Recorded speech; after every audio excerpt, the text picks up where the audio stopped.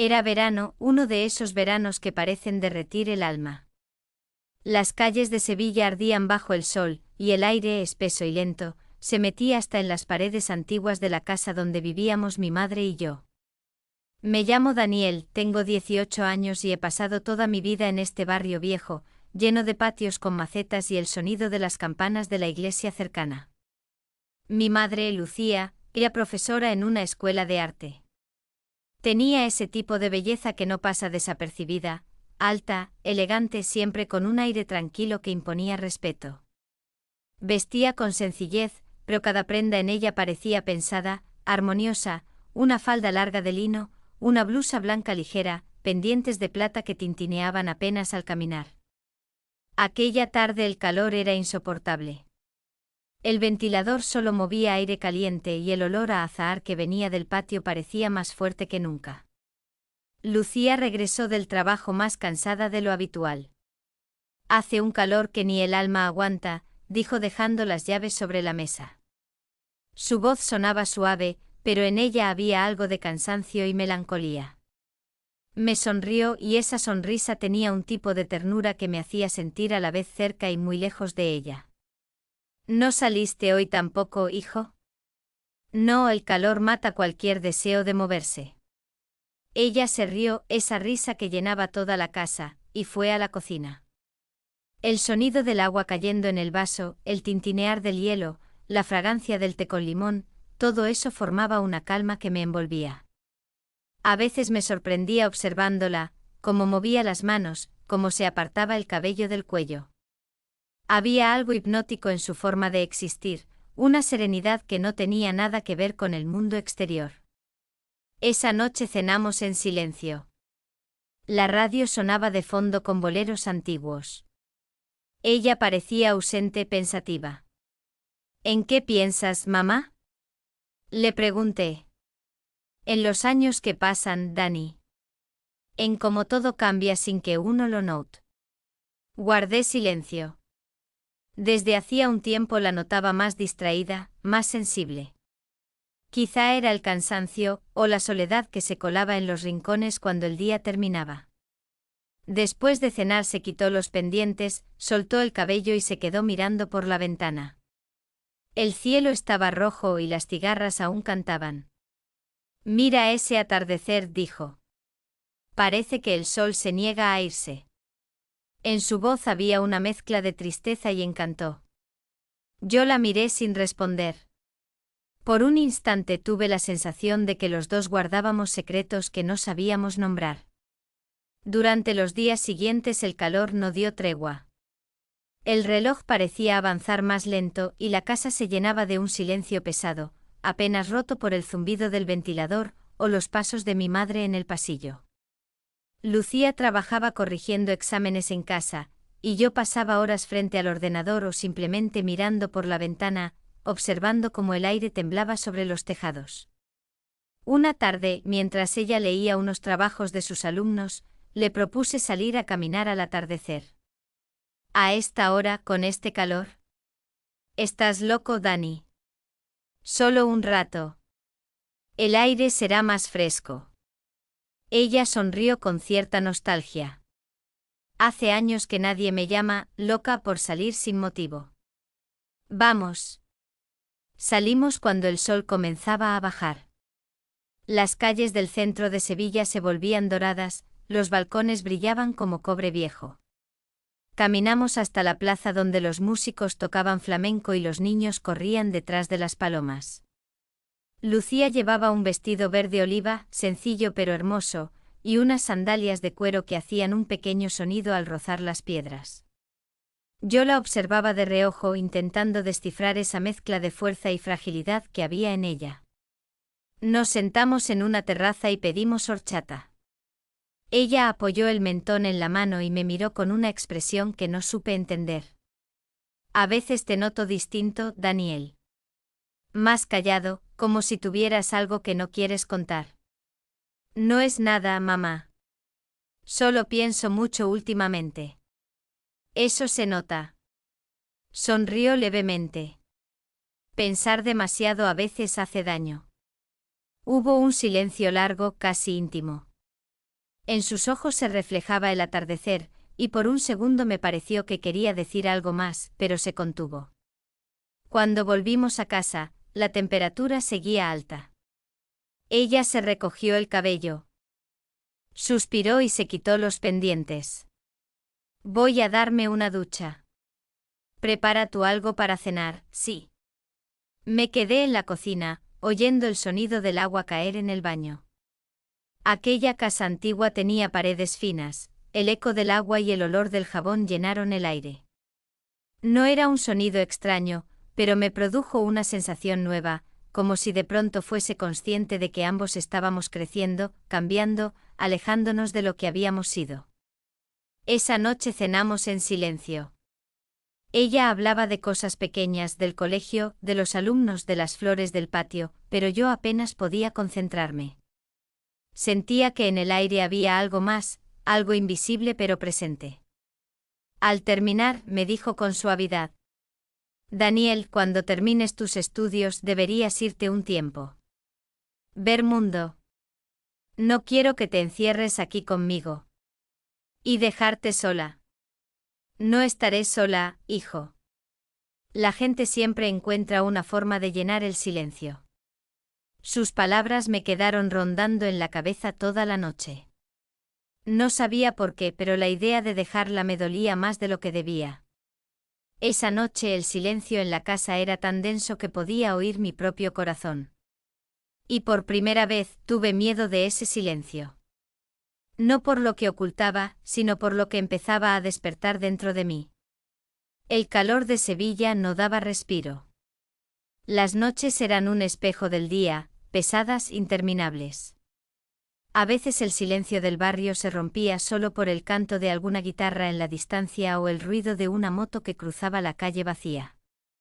Lucía pasaba más tiempo en casa desde que el curso había terminado. Vestía ropa ligera, siempre impecable, vestidos de lino, sandalias, su cabello recogido de manera descuidada que hacía que pareciera más joven. Yo trataba de ocupar mi tiempo, salía a correr por el río, me encontraba con amigos, pero al regresar la casa parecía otra. El aire dentro estaba cargado de algo distinto, como si las paredes guardaran cada palabra que no decíamos. Una tarde cuando llegué la encontré en la sala con un amigo suyo, Álvaro, un profesor de historia que trabajaba en la misma universidad. Era alto, de barba cuidada, con ese tipo de voz pausada que inspira confianza.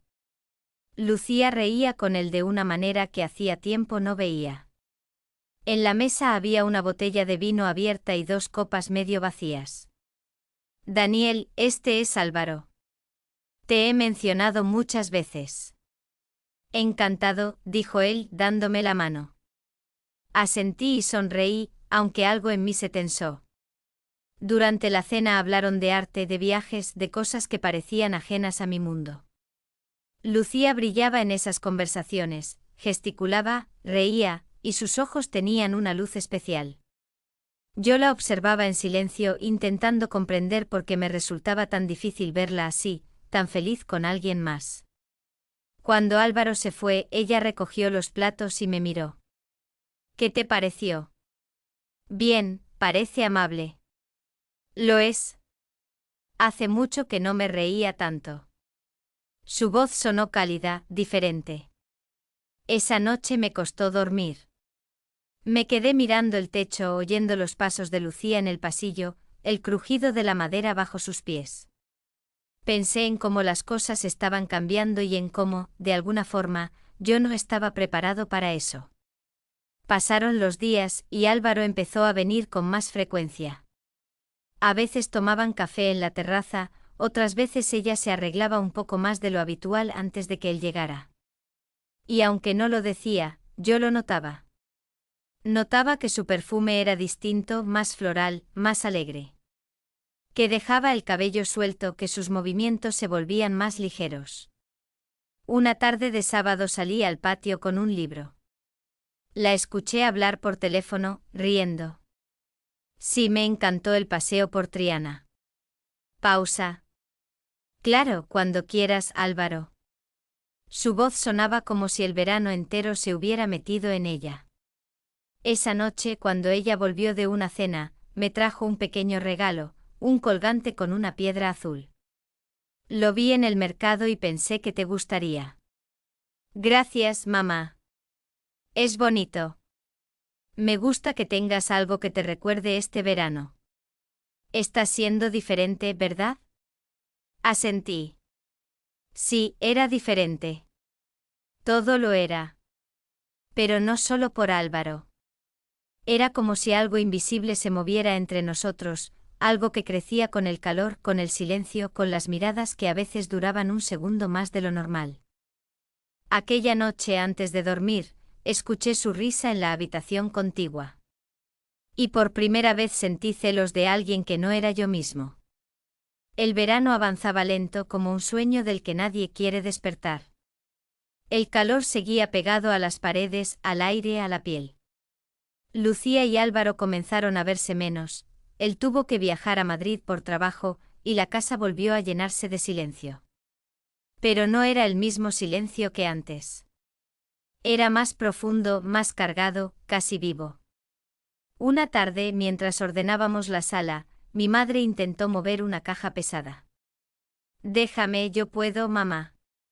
No, no pesa tanto, insistió, pero tropezó un poco y tuve que sostenerla por los brazos. Por un segundo quedamos frente a frente, tan cerca que pude oír su respiración y ver el brillo del sudor en su frente. Ella se rió, un poco nerviosa. Qué torpe estoy últimamente. Solo estás cansada, respondí soltándola despacio. Ese instante breve me dejó inquieto todo el día. Empecé a notar cosas pequeñas, como se recogía el cabello con un lápiz, como tarareaba bajito mientras cocinaba, como me hablaba con una dulzura que antes pasaba desapercibida. No era deseo ni algo prohibido, era una especie de asombro, una mezcla de cariño y miedo. Miedo de crecer. Miedo de verla cambiar. Miedo de que un día ya no estuviera. Esa noche la encontré en el balcón. Llevaba una bata ligera y una taza de té entre las manos. La luz de la farola iluminaba su rostro con un resplandor dorado. ¿No puedes dormir?, preguntó. No. Hace demasiado calor. Sí, y demasiados pensamientos, dijo sonriendo, mirando el cielo. Nos sentamos juntos. El aire olía a jazmín y tierra húmeda. Las luces de la ciudad parecían flotar en la distancia. ¿Alguna vez sentiste que algo está a punto de cambiar, pero no sabes qué?, me preguntó.